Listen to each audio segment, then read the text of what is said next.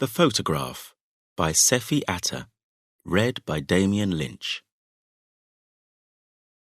In today's world, there are photographs everywhere.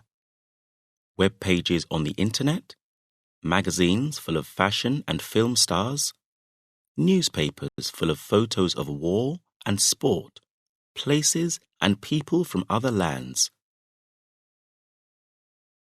They say a picture is worth 1,000 words. And maybe it is. But what is the picture telling us? Sometimes we only see what we want to see.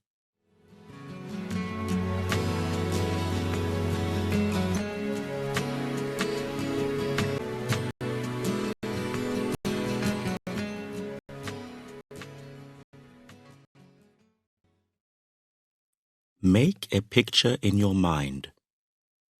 A girl with thin cheeks and tired eyes. Her arms and legs are as thin as sticks. She is only skin and bone. Clouds of dust circle above her head as the food trucks drive away.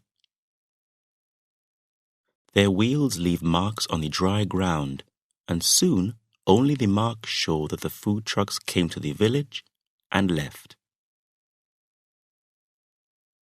The sun is at its hottest. The African sky is unending and cruel. Even the white men with cameras, busily taking photographs of the usual fighting over the food, are now getting ready to leave.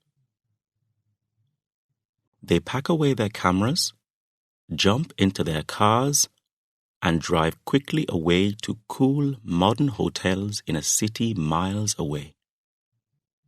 They are photojournalists. One of them, sunburned and hot, dressed in a shirt and jeans, kneels down on the dusty ground to take some photographs of the girl before he leaves.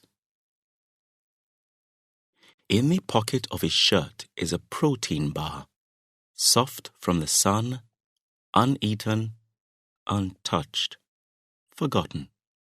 He doesn't stop to think about the uneaten bar in his pocket and the starving girl. He is only one man. What can one man do in a world where life is cruel, and governments cannot or will not help their people? And who wants to stay in a place like this, with its dirt and its terrible smells, if they can drive away from it? The girl caught the photographer's eye. She was in the middle of a group of boys, fighting just as strongly as they were, when the food trucks arrived. But she was pushed down and fell under the boys' feet. The boys stepped all over her, and when she could move again, the bags of rice were all gone.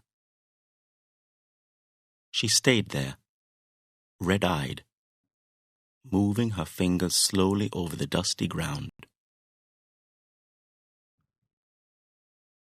The journalist takes his last photo, returns to America with his bag full of films. One of his photographs of the girl sells and is placed on the front cover of a news magazine. "You've caught the face of hunger in Africa," the news editor tells him. He wants to tell the editor that this photograph is just one face, in one village, in a country full of hungry faces. But he does not say it. The photograph is good for him. More people admire his work and want to buy his photographs for their magazines and newspapers. The photograph is in most news stores by the end of the month, even in those bookstores where people go only to read the magazines and not to buy. They look at the face of the African girl and quickly turn away to enjoy the rest of their shopping trip. but the girl's picture stays in their minds. A teenager has just finished looking at the clothes in Vogue, an expensive fashion magazine. She sees the photograph under the heading Starving Africa. Her parents are from Africa. She herself was born and schooled in America, watching American TV, American films, and has never traveled out of America. She is uncomfortable with photographs like these. She remembers her classmates in school who joke about starving Africans. She isn't African in that kind of way, but she isn't truly American either. When she was younger, Cinderella, Snow White, and all the other girls and princesses in the Disney films didn't look like her. When she was older and became interested in fashion, the models on the magazine covers didn't look like her either. Then the magazines found out that Africa had beautiful women. A Nigerian model is in the latest copy of Vogue, dressed in blue and thin, so thin. The teenager feels the fat at the top of her legs. She wants to be thin like the model. She wants to wear jeans that are like a second skin.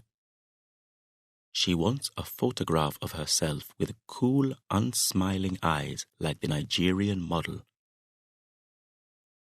She is careful about what she eats, and if she eats too much, she puts her finger down her throat to make herself sick.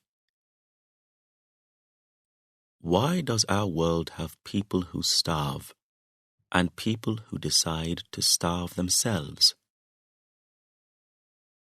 It doesn't matter why.